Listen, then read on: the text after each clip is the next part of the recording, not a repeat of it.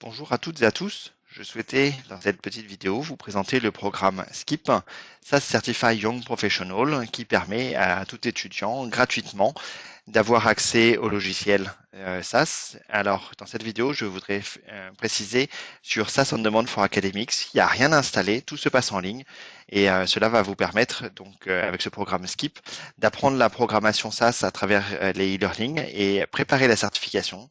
Et là, je voudrais faire un petit focus sur la certification de programmation de base et passer cette certification, tout cela gratuitement. Donc, pour vous inscrire au programme SKIP, SAS Certified Young Professional, SCYP, SAS, je suis dans Google, je tape SKIP et j'arrive sur la page de sas.com. SKIP. Donc, je vais sélectionner mon pays. En l'occurrence, ici, eh bien, je sélectionne la France et je vais enregistrer mon profil. Pour ce programme Skip. Le profil Skip, il faut absolument utiliser une adresse académique, c'est-à-dire une adresse arrobase le nom de votre université ou de votre école. De plus, vous aurez besoin ici pour accéder aux différents éléments d'avoir un profil SAS.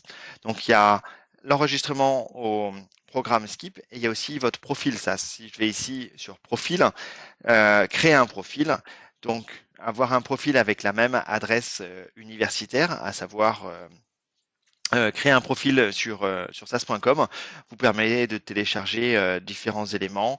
Ça peut être des livres blancs, ça peut être des hotfix, ça peut être plein de choses.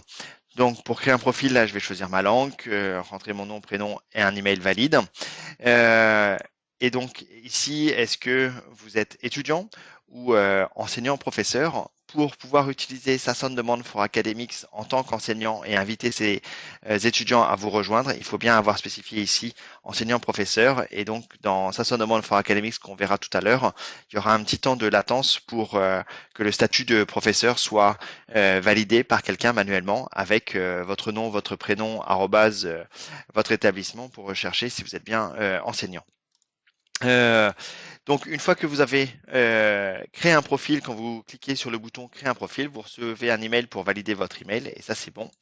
Et puis pour le programme Skip, eh bien, une fois que vous vous êtes enregistré, donc vous avez confirmé que vous êtes un étudiant ou un enseignant ou un doctorant et que vous acceptez les conditions, quand vous allez finir vos études, c'est juste à titre d'information. Euh, c'est pas très important. Quand vous cliquez sur envoyer, à ce moment-là, vous allez recevoir un petit email qui vous propose d'aller dans My Training. Donc là, si je pars avec mon moteur de recherche préféré sur My Training sas.com, je vais arriver sur cette page. Et donc, pour se connecter à My Training, il faut avoir un profil SAS. J'ai créé un profil SAS avec mon adresse email universitaire. Donc mon prénom, point mon nom, arrobase, l'université de Paris Sud, en l'occurrence ici. Et vu que je me suis déjà connecté et que j'ai enregistré mon mot de passe, ça va me permettre de me connecter. Donc, quand j'arrive dans My Training, par défaut, il n'y a aucun cours et pour accéder au programme Skip, si vous êtes enregistré dans le programme Skip, quand vous avez cliqué sur envoyer, vous avez dû recevoir un email qui vous propose d'aller sur support.sas.com et dans cet email, il y a un code, code promo qui permet d'activer le programme Skip. Donc, si vous rentrez le code promo ici en faisant un copier-coller depuis l'email que vous avez reçu, submit, acceptez les conditions, vous accédez au programme Skip. Donc, si je clique sur Skip Portal, eh bien, je vais arriver ici sur ce portail où je peux préparer 5 certifications. La certification de programmation de base, SAS, la certification de programmation de base avancée et programmation avancée avec SAS, il faut déjà avoir la certification de base. La certification de stats, vous pouvez y aller directement, c'est en programmation SAS sur les statistiques descriptives et ANOVA et régression et surtout régression logistique, donc faire des statistiques inférentielles essentiellement avec la régression logistique, lire les résultats, programmer avec l'outil SAStat. Vous pouvez passer directement la stat sans avoir la base. Pour l'avancer, il faut déjà avoir la base. Vous pouvez aller aussi directement sur la certification de Machine Learning sur SASVaya, Machine Learning dans Model Studio en pipeline, en flux de processus. Sur Sasvaya, vous avez un accès gratuit à Sasvaya for Learner qui vous permet de suivre le cours et de vous préparer, de passer cet examen, le tout gratuitement. Vous avez aussi la certification de DataVis avec SAS Visual Analytics. Donc, toujours sur Sasvaya for Learner, il y a un accès gratuit. Dans cette vidéo, je voudrais faire un focus sur la certification programmation de base. Donc, la programmation SAS, euh, c'est pas forcément quelque chose de très fun, mais c'est la base. Et quasiment partout, à chaque fois qu'on utilise ça, il faut commencer par préparer les données. Et donc, cette certification de programmation de base, elle dit pas que vous êtes très intelligent, elle dit que vous avez bien suivi toutes les leçons qui se trouvent ici dans LearnSAS, tous les learnings, et que vous les avez bien bachotés pour être au niveau et passer l'examen de certification. Un examen de certification, c'est ici pour la certification programmation de base. Vous avez d'un côté SAS, un environnement où vous pouvez programmer, et de l'autre, les questions à répondre. Et donc, il faut programmer pour répondre correctement aux questions. Et si vous le faites bien, ça se passe. Si vous n'êtes pas rigoureux, le diable se cache dans les détails, cela risque d'être plus compliqué. Si on veut apprendre à programmer en SAS, eh bien la première chose, c'est d'avoir accès au logiciel. Et dans cette vidéo, je souhaite faire un focus sur SAS on Demand for Academics. Donc, cette plateforme permet gratuitement d'avoir accès à SAS en ligne sans rien installer. Il y a accès pour les apprenants indépendants, pour les étudiants ou pour les professeurs. La seule différence pour les professeurs, c'est qu'ils peuvent inviter des étudiants à leur cours. Je vais y revenir. Donc, pour tout le monde, si on arrive sur le control center de SAS on Demand for Academics, la première chose, c'est de savoir dans quelle région du monde on est. Et c'est très important pour réduire la latence. Vu qu'on va être tout en ligne, il n'y a rien d'installé sur le PC en local, eh bien, il vaut mieux des serveurs qui ne soient pas trop loin. Donc là, pour l'Europe, c'est essentiellement en Islande, afin que cela évite. Et donc, si vous n'avez pas déjà un compte sur SAS on Demand for Academics, vous pouvez vous enregistrer sur SAS on Demand for Academics. Donc, vous allez avoir un petit formulaire. Je me suis déjà enregistré. Et donc, maintenant, j'ai mon identifiant et mon mot de passe. Une fois que vous êtes enregistré, que vous avez validé, donc pour valider le statut enseignant, il faut attendre un petit peu plus longtemps. Eh bien, sign in. Et donc, soit avec l'identifiant que vous avez reçu, soit avec l'adresse email universitaire, on se connecte. Quand on arrive donc dans le Control Center de SAS on Demand for Academics, par défaut, tout le monde a accès à SAS Studio, étudiants, apprenants indépendants, professeurs. Et par contre, pour créer un cours, il faut avoir le statut professeur. Donc, pour expliquer un petit peu, je vais aller dans ce créer un cours. Alors, j'ai déjà créé un cours. Je vais en créer un nouveau. Je peux l'appeler Introduction à SAS, par exemple. Et on peut dire que c'est pour des M2. Je vais sélectionner mon pays, toujours la France. Et je vais rester en France ici. L'institution, je peux dire que ce sera à Dauphine, par exemple, où j'interviens assez régulièrement. Là, j'ai utilisé mon adresse de Saclay, Paris Sud. Voilà.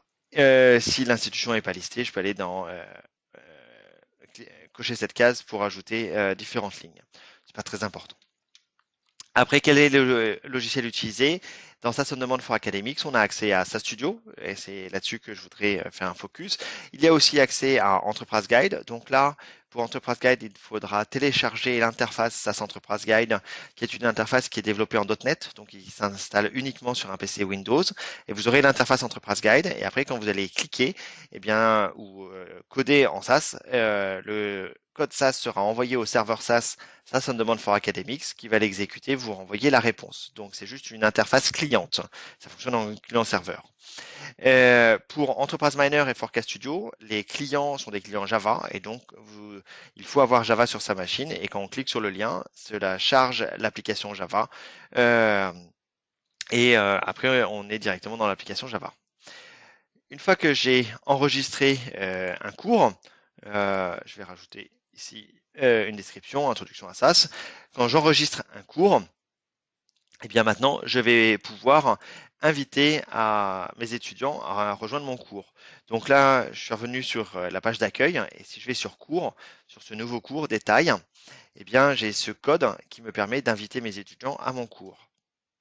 Donc, si je clique sur ce petit lien, j'ai un petit exemple d'email en anglais, sinon je peux le traduire pour mes étudiants. Cher étudiant, allez sur SAS on Demand for Academics, enregistrez-vous et puis cliquez sur Enrollment et voilà le code qui va bien. Donc là, pour le cours que je viens de créer, c'est ce code-là qui permet de rejoindre que je vais envoyer à mes étudiants pour qu'ils me rejoignent dans mon cours. Et c'est un cours où il y a juste accès à SAS Studio. Ça peut être uniquement Enterprise Miner ou uniquement Enterprise Guide, ou les trois dans un même cours, ou les quatre, c'est tout à fait possible. Et je vais revenir sur la page d'entrée. Et donc pour un étudiant, eh bien enrollment, ici je peux m'enrôler à différents cours. Il faut que je mette le code pour m'enrôler à différents cours. Donc, si vous êtes enseignant, eh bien, l'avantage de faire des cours, c'est que en plus des 5 gigas que tout le monde a d'office, de l'accès à sa studio que tout le monde a d'office, on peut euh, créer un cours, par exemple avec Enterprise Guide ou avec Enterprise Miner, et demander à ses étudiants de nous rejoindre sur ce cours. Si vous êtes juste étudiant et que vous n'êtes pas enrôlé à un cours, vous n'avez pas accès à Enterprise Guide et Enterprise Miner. Pour avoir accès à Enterprise Guide, Enterprise Miner et Forecast Studio, il faut être enrôlé à un cours qui a été défini par un enseignant où vous avez accès à cela. Et pour les enseignants, une fois que vous avez créé un cours, eh bien, vous avez un dossier que vous pouvez partager avec vos étudiants. Et donc, il y a 3 gigas de disponibles pour partager des données que vous pouvez ajouter au fur et à mesure, par exemple. Ça peut être très pratique. Voilà. En tout cas, pour tout le monde, il y a accès à SAS Studio. Donc, si je clique sur SAS Studio, eh bien, ici, dans SAS Studio, je vais avoir une interface, il n'y a rien à installer, c'est un client léger, une interface web, et dedans je vais pouvoir coder en SAS différentes choses. Alors je vais revenir sur le programme Skip, et dans Skip, une fois qu'on a accédé au logiciel, eh bien l'étape suivante c'est Learn, apprendre. Donc là je suis dans euh, le cours, du moins les deux cours pour passer la certification programmation de base, et donc là il y a le cours programmation 1 et le cours programmation 2. Si je vais dans programmation 1, euh, alors il y a une nouvelle version, je peux m'enregistrer à cette nouvelle version, où il y a plusieurs petites mises à jour qui ont été faites. Euh, et donc, mais peu importe que je sois dans l'ancienne ou dans la nouvelle, avant de commencer les différentes leçons, la première chose, eh bien, c'est de charger les données pour pouvoir faire les exercices qui seront proposés. Donc là, quand je clique sur charger les données, il y a une petite vidéo qui m'explique comment charger les données. Je vais l'arrêter. Et puis après, ben, si je clique ici sur charger les données, je peux charger les données. Donc, il me propose d'accéder au logiciel. Ça se demande for Academics. J'y suis dans une autre page, donc ça va bien. Euh, c'est ce que je présente dans cette vidéo. Et puis après, pour charger les données pour ça demande for Academics, là, je vais cliquer sur Open. Il me propose de télécharger un zip. Donc, si je clique dessus, il me télécharge ce zip. Et puis après, il me propose d'aller dans sa studio, de faire un nouveau dossier et d'exécuter le programme qui se trouvait dans ce zip. Donc, vu que j'ai cliqué sur télécharger ce zip, eh bien, je vois qu'il est téléchargé. Et pour moi, sur cet ordinateur, j'ai mis par défaut le téléchargement sur mon bureau. Donc, ce zip qui est sur mon bureau, si je l'ouvre, il me propose de le décompresser. Ici, je vais le décompresser donc sur mon bureau, unzip. Et je ferme ça. Donc maintenant, dans ce dossier décompressé, eh bien, j'ai un petit fichier, un programme .sas qui me permet de charger toutes les données. Je vais revenir ici dans l'interface SAS Studio. Et donc ici, dans SAS Studio, sur SAS on Demand for Academics, eh bien, dans Fichier, ça c'est mon dossier à moi, je peux charger des données, donc télécharger depuis ma machine vers ce dossier. Donc je vais sélectionner le petit programme que je viens de décompresser, qui se trouve ici. Je télécharge ce petit programme. Et donc ce petit programme va se retrouver ici. Je peux télécharger un fichier Excel, un fichier TXT, un fichier CSV, une table SAS. Là, j'ai téléchargé un programme SAS. Ce programme ici qui fait plein de choses, eh bien, il me demande d'avoir un dossier qui s'appelle EPG 1.4. Là, je vais faire copier et je vais sur mon fichier ici créer un nouveau dossier, auquel je vais donner ce nom, enregistrer. Ce que je suis en train de faire là, c'est expliquer dans la petite vidéo où c'est expliqué juste ici. Et donc, si j'ai pas fait de bêtises, maintenant, je vais pouvoir exécuter ce programme, soit en cliquant sur ce petit bouton ou en appuyant sur la touche F3. Et donc, normalement, si j'ai pas de bêtises, eh bien, il va charger toutes les données qui vont être utiles pour pouvoir suivre les différentes leçons des cours programmation 1, programmation 2, etc. Donc là, j'étais dans ce cours prérequis, charger les données. Et maintenant, pour préparer la certification de base, il y a deux cours, programmation 1 et programmation 2. Chaque cours est en fait fait de 6 leçons qui font un petit peu plus d'une heure et demie. Et là, si je vais dans la leçon 1, puis la leçon 2, puis la leçon 3, etc., pour toutes ces leçons, je vais avoir des petites vidéos qui m'expliquent tout ce qui se passe. Donc, c'est dans un anglais tout à fait compréhensible. Et puis, vous allez avoir euh, les démonstrations. Alors là, je vous recommande avec SAStudio parce qu'on utilise SAStudio. Euh, mais vous avez des exercices. Vous avez aussi à la fin de chaque leçon, par exemple, un quiz qui va vous permettre de voir si vous avez bien compris la leçon. Et donc des petites questions QCM. Si je clique sur Submit alors que j'ai répondu à 0 question, eh bien je vais avoir un score de 0. Je suis bien nul. Et par contre, pour chaque question, il me dit quelle était la bonne réponse. Ça me permet de valider est-ce que j'ai bien compris la leçon ou pas. Après la leçon 1, eh bien, j'irai sur la leçon 2, puis la leçon 3, puis la leçon 4, etc. Donc, une fois qu'on a fini toutes les 7 leçons de programmation 1, eh bien, on peut revenir au cours de programmation 2. Puis après, on peut aller préparer la certification. Donc, il y a le cours programmation 1, le cours programmation 2. Et puis après, vous pouvez préparer la certification. Donc là, vous avez des choses à réviser. Je vous recommande fortement de lire cette vidéo qui explique comment se passe l'examen de certification.